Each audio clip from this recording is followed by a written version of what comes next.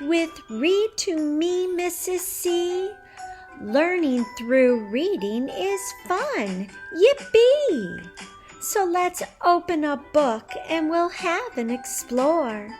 The more that we read will mean you're learning more. Welcome to Read to Me, Mrs. C. I have a story to read to you today about the Pilgrims' very first Thanksgiving. The name of the book is The Pilgrims' First Thanksgiving. It is written by Anne McGovern and it's illustrated by Elroy Freem. Are you ready? Let's get reading now.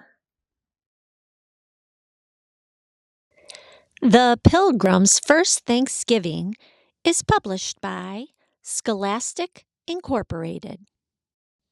A long time ago, some men and women, boys and girls, 2 dogs and a cat sailed on a ship across the sea.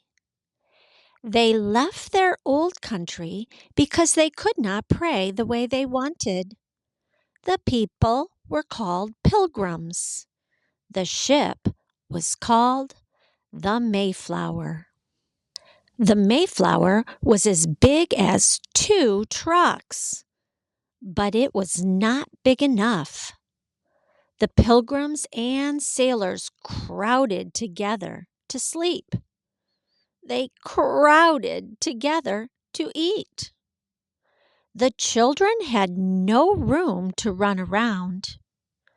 They had no toys. They had to leave most things behind. The Pilgrim children hated the food on the ship, but they had to eat it. There was nothing else. Nothing but the same old salted beef or fish. Nothing but the hard, dry biscuits. A little bite of cheese. A little bit of butter. After a while, the food turned bad. There was not enough water for drinking or washing. The children couldn't sleep in warm, cozy beds. They slept on the hard, cold floor of the ship. They slept in the same clothes they wore every day. Their clothes got torn and dirty and smelly. Day by day, things got worse. Storms came. The wind blew hard. The waves tossed the ship about. The Mayflower rolled and creaked in the stormy sea. The rain soaked the ship. The rain poured on the Pilgrims. They were cold and wet. Many of the Pilgrims got sick. Would this terrible voyage ever end? They prayed for the day they would see land. They had sailed away in warm September. Now it was cold November. They had been on the Mayflower for 2 months and 3 days. Then they saw land. They were very happy, but they were scared too. What kind of land was this? There were no houses, no stores, no people to meet them.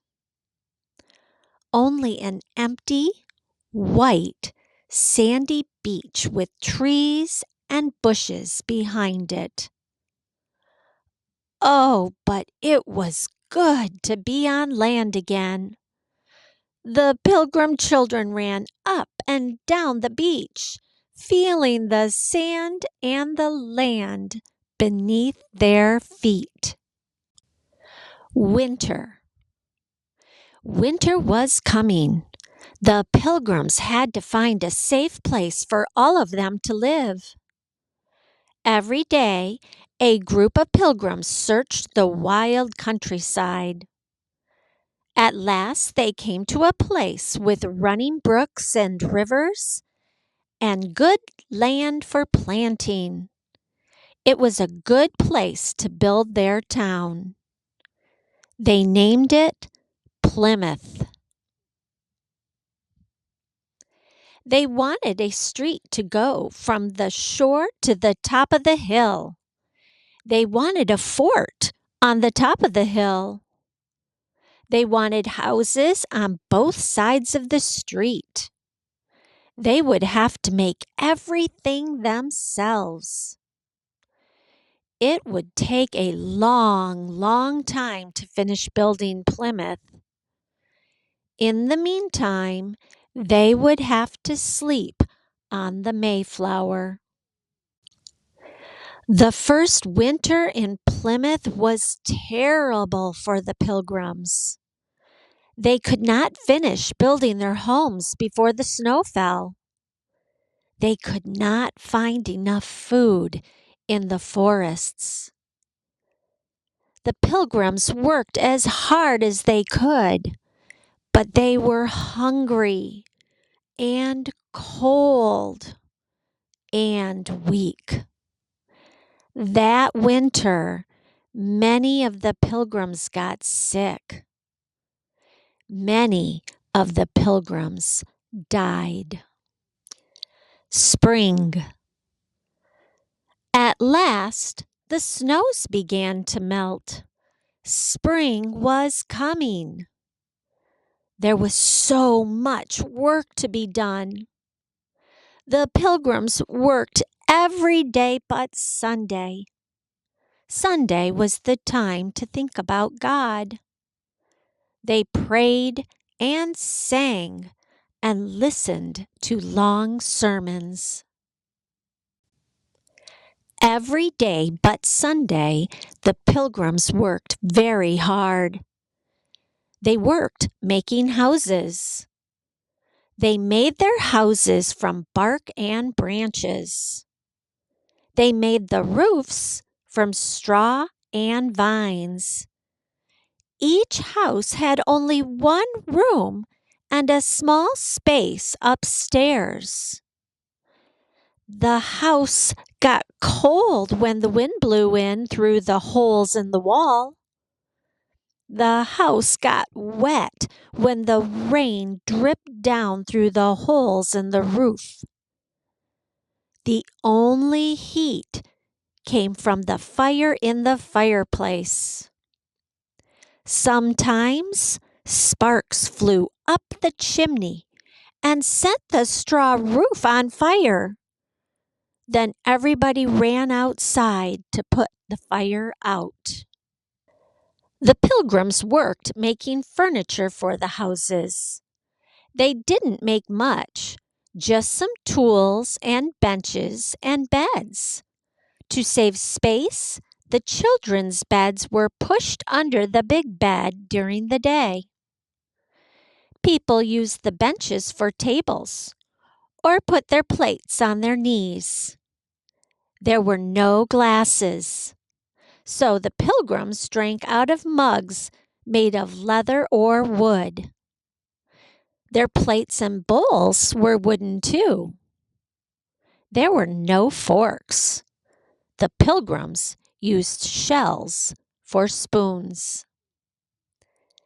The only iron things in the house were the iron pots and pans. One big iron pot was used for boiling the stew or making the candles or making the soap. The Pilgrims worked planting their gardens. Each family planted a small garden with seeds brought over on the Mayflower. The Pilgrims made a good friend who helped them. His name was Squanto. Squanto was one of the people who had lived near Plymouth years before the white men came. He taught the Pilgrims everything about the land he knew so well. He took the Pilgrims to the rivers and showed them where the fish swam and the best ways to catch them. He took the Pilgrims to the forest and showed them where to find the deer and turkey and how to hunt them. He showed the Pilgrims where the wild plants grew, the ones that were good to eat and the ones that were good for making medicines. And he showed the Pilgrims the best way to plant corn. Squanto lived with the Pilgrims for the rest of his life. The Pilgrim children loved him and followed him everywhere. He taught them stories and Indian words. He taught them how to make traps and how to skin animals. The children learned many things from Squanto. There was no real school that first year in Plymouth. The children learned reading and writing from the Pilgrims who knew how. The children learned other things at Plymouth.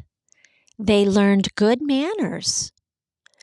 At mealtime, good manners meant eating standing up and eating with their hats on, and not speaking unless a grown-up spoke to them first.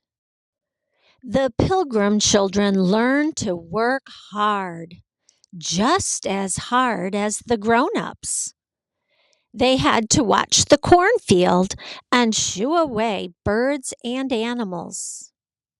They had to make the big roasts and turkeys. They sat near the hot fire and turned the stick that turned the roast. That job took most of the day. They had other special jobs too. They had to make mattresses for sleeping. They stuffed pine needles or rags or feathers into big bags. They walked miles to gather grasses for the roofs of the houses. They dug clams out of the mud and picked black mussels from the rocks in the water. Every day they cooked and they served and they helped with the washing and the making of soup and the making of candles. Everyone worked harder than they ever worked before. They worked from morning until night. But no one wanted to give up and go back. And when the Mayflower sailed back to England in April, there was not a single pilgrim on board. Summer. By summer, 7 houses were finished and more were being built. The gardens were bursting with vegetables. The corn was growing tall. The Pilgrims met more friendly Native Americans who lived nearby. Their new friends showed the children where to find nuts and where the wild fruit grew. The Pilgrims and the Native Americans made flour, baked cornbread, and ate together. Summer was the best time for the Pilgrims. There was plenty for all to eat. And there would be plenty when winter came. No one would go hungry. The Pilgrims wanted to celebrate. Thanksgiving. The first Thanksgiving in America lasted 3 whole days. From the forests, The Pilgrims got wild turkey, geese, and ducks. The Native Americans got 5 deer. From the waters, they caught lobsters, clams, oysters, and pounds of fish. From the gardens, they gathered cucumbers, carrots, and cabbages, turnips, and radishes, onions, and beets. Corn was cooked in many ways. There was popcorn, too. There were wild fruits for dessert. Thanksgiving was a time for eating and for sharing. All of the pilgrims took part. So did their Native American friends. 90 Native Americans came. There were more Native Americans than pilgrims. The men and the boys played games and had jumping and running and racing contests. The women and girls spent most of their time cooking and serving. The Pilgrims had so much to be thankful for. The long and terrible year was over. They gave thanks for good friends, new homes, and plenty of food. They gave thanks for the new life they had begun in Plymouth. If you liked today's reading about the Pilgrims' first Thanksgiving, then please push the like button. Also, if you haven't subscribed to my page so far, please do so you can see more videos that I do. Well, my friend, isn't it exciting to learn about history? There's so much they had to go through, those pilgrims, those first couple years. All right, my friend, until I see you again, help me say it. Keep on reading.